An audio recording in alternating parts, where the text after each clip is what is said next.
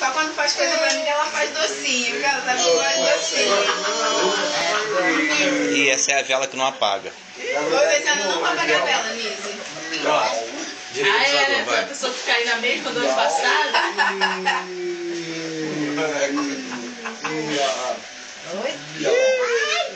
Vai, meu filho. A vela não quer acender de jeito nenhum. Desse jeito o bolo vai ficar pro ano que vem. Quatro palitos.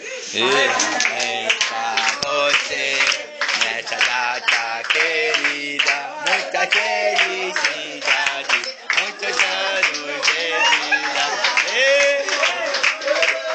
Nessa data querida. Coral desafinado, meu Deus. Achar pra vela. Não grava, não. Já fez o pedido pra vela antes de apagar? Não fiz, não. Então pida. Ela não deu tempo, não. Na hora que a vela apagou, eu tava abraçando a senhora. Ah, tá. Mas tem que fazer enquanto ela tá acesa. Então, acende fósforo. Agora ela não acende mais, não. Agora não acende mais, não. Acende fósforo.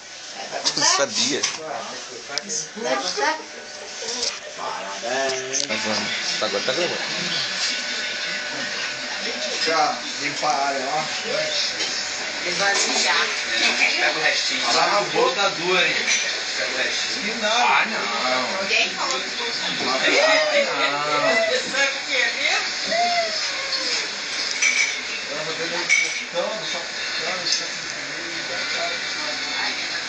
Você tá trabalhando aí? O cordão não puxa saco. Não aguenta mais. Vai. Ei, viu? Caraca, meu, muito bom. Licença, tá?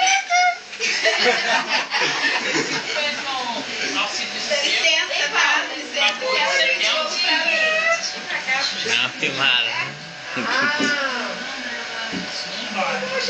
Chega perto aqui aonde? Pra quê? Chega perto pra cima. É de morango, bolo. Bolo é de morango. Nem sementinha aguenta, mano. Marrom.